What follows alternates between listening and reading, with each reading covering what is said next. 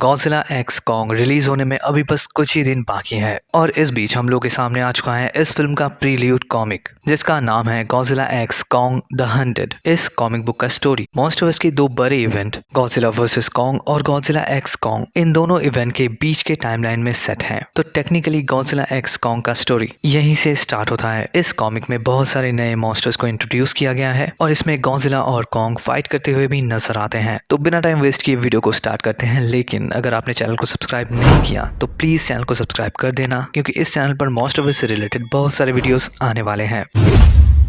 2021 के Godzilla versus Kong के event में हम लोग गॉडजिला और कॉन्ग के बीच के एक बैटल को विटनेस करते हैं, जहां पे गॉडजिला अपने किंग ऑफ द मॉन्स्टर के टाइटल को डिफेंड करता है और कॉन्ग खुद को प्रूव करता है कि वो सच में एक अल्फा है। जिसके बाद वो टीम अप करके अपने कॉमन एनिमी मेगा गॉडजिला को खत्म करते हैं और इसके बाद ये दोनों अपने अपने रास्ते चले जाते हैं। मतलब गॉडजिला समंदर के अंदर चला जाता है और कॉन्ग पहुंचता है हॉलो अर्थ, जो अभी भी उसके लिए अनजान है। और इस कॉमिक बुक का स्टोरी यहीं से स्टार्ट होता है। कॉन्ग एक फियरलेस वॉरियर की तरह खुद को और हॉलो अर्थ के कमजोर टाइटन्स को इधर के थ्रेट से प्रोटेक्ट करता रहता है, जैसे कि वो हॉलो अर्थ का नया गार्जियन है। और दूसरी तरफ गॉडजिला वही करता रहता है जिसमें वो बेस्ट है, पानी के अंदर रहना। और अगर कोई थ्रेट को वो सेंस करता है तो फिर वो उसके सामने पहुंचकर वो उसे सिर्फ इतना समझाता है ये थ्रेट असल में होता क्या है। स्टोरी के स्टार्टिंग में ही हम लोग को कॉन्ग दिखाया जाता है जो हॉलो अर्थ पर अपना लाइफ एंजॉय कर रहा है और वो अभी निकला है निगरानी में। ऐसे में एक धारदार दांत और नुकीले पंजे वाला एक टाइटन कॉन्ग के ऊपर अटैक कर देता है, जिसका नाम होता है स्पाइन स्प्राउलर। अपने पहले ही अटैक के बाद ये टाइटन समझ जाता है कि उसके सामने कोई मामूली टाइटन तो बिल्कुल नहीं है,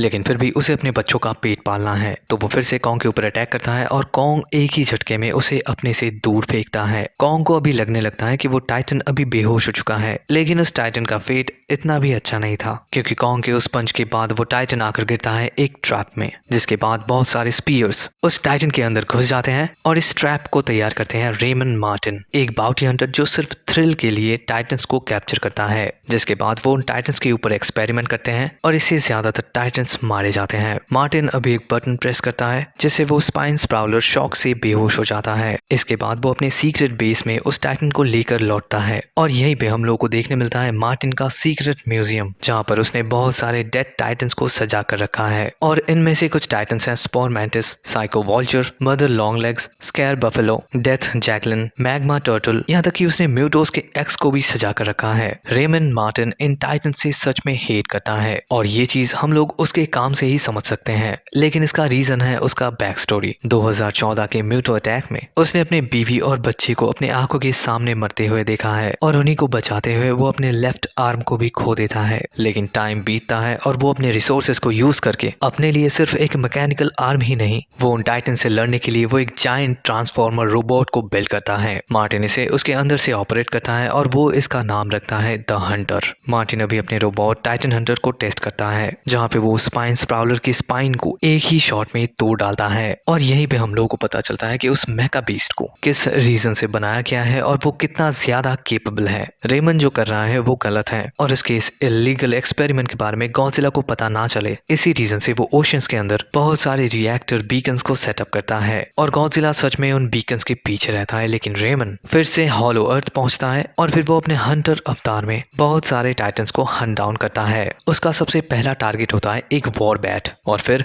एक स्केयर बफलो। अभी जब वो कुछ स्पाइन स्प्राउलर के बच्चों को अपना निशाना बना रहा होता है तब उसके ऊपर टूट पड़ता है कॉन्ग का कहर। फाइट के स्टार्टिंग में हंटर कॉन्ग के ऊपर भारी पड़ता है, लेकिन कॉन्ग हंटर से तंग आकर उसे उठाकर एक पहाड़ से फेंक देता है। हंटर अभी पूरी तरीके से टूट चुका था और मार्टिन अभी उसके ब्लास्ट होने से पहले ही उसके अंदर से निकल आता है, लेकिन बाहर उसका इंतजार कर रहा होता है वो दो स्पाइन स्प्राउलर के बच्चे, जिनके माँ को उसने बस थोड़ी देर पहले ही मारा है। कॉन्ग अभी मार्टिन को उसे उसके अच्छे हालत में छोड़कर चला जाता है और पहुंचता है हॉलो अर्थ के डार्क साइड पर। वो अभी एक केव के अंदर पहुंचता है जो भरा हुआ है टाइटन्स के स्केलेटन से। कॉन्ग का एक्स अभी हवा में रह रहे ब्लू न्यूक्लियर एनर्जी को एब्सॉर्ब करता है और ऐसे ही उसे देखने मिलता है बहुत सारे केव पेंटिंग्स, जिनसे उसे अपने एंसेस्टर्स और गॉडजिला के बीच हुए वॉर के बारे में पता चलता है। और एक दूसरे पेंटिंग में उसे गॉडजिला से भी बड़ा मॉन्स्टर देखने मिलता है और उसे देखकर वो थोड़ा बहुत डर जाता है। दूसरी तरफ गॉडजिला ओशन के अंदर मूव करते रहता है। वो अटलांटिक के वेस्ट की तरफ पहुंचता है, जहाँ पे वो एक अबैंडेड ऑयल स्टेशन को डिस्ट्रॉय कर देता है और फाइनली वो पहुंचता है India bay of Bengal wall के साइड पर। गॉडजिला उन बीकन्स का पीछा छोड़कर इंडिया पहुंचता है सिर्फ एक रीजन से, और वो रीजन है सिला, जिसे हम लोगों ने इससे पहले 2019 के Godzilla king of the monster में देखा है। सिला दुनिया भर के सारे न्यूक्लियर पावर प्लांट्स को टारगेट कर रहा है और वो हमेशा गॉडजिला से एक कदम आगे रहता है। गॉडजिला सिला को रोकने के लिए बहुत टाइम से उसका पीछा कर रहा है। फाइनली उसका ये मिशन कंप्लीट होता है रोम में आकर, क्योंकि अभी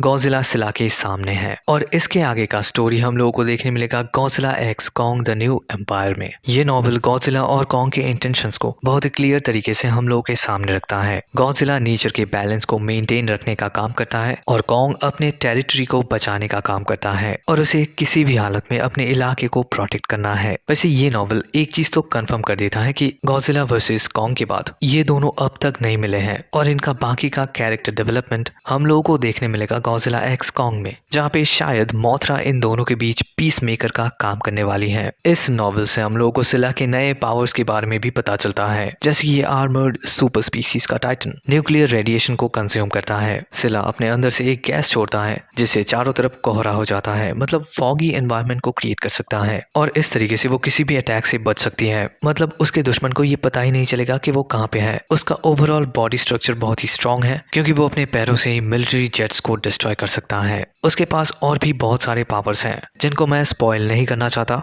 लेकिन ये नॉवल हम लोगों को मॉन्स्टरवर्स के एक फ्यूचर विलन के साथ इंट्रोड्यूस करता है और वो है रोमन मार्टिन। उसका असली इंटेंशन होता है टाइटन्स को खत्म करना और इसी रीजन से वो हंटर को बनाता है। तो इस हिसाब से इस कॉमिक का नाम हंटेड इसी रीजन से है क्योंकि इधर पे एक शिकारी बनता है शिकार, और शायद ये रोमन के लिए एक लेसन है जो उसे फ्यूचर में और भी ज्यादा रूथलेस बनाएगा। आखिरी चीज जो हम लोगों को इस कॉमिक से पता चलता है, जब गॉडजिला उस अबैंडेड ऑयल स्टेशन के ऊपर अटैक करता है तब टाइटन एक्सपर्ट बार्नी अपने सीक्रेट टाइटन पॉडकास्ट में एक बहुत ही इंपॉर्टेंट मैसेज छोड़ता है। वो कहता है गॉडजिला अपने अटैकिंग फॉर्म में है। बार्नी ये भी कहता है कि गॉडजिला पेंसाकोला के ऑयल स्टेशन के ऊपर अटैक करता है क्योंकि इधर पे शायद मेकागॉडजिला के पार्ट्स को लेकर रिसर्च किया जा रहा था। तो अभी क्वेश्चन आता है कि क्या फ्यूचर में हम लोगों को मेकागॉडजिला दिखने वाला है, और वो कौन है जो मेकागॉडजिला के पार्ट्स को लेकर रिसर्च कर रहा है? क्या वो एपिक्स हैं जिन्होंने मेकागॉडजिला को बनाया है, या फिर वो रोमन मार्टिन है जो उन टाइटन्स को खत्म करने के लिए एक बहुत पावरफुल रोबोट बना रहा है? तो इन सब क्वेश्चन का आंसर हम लोग को इस कॉमिक में नहीं मिलता,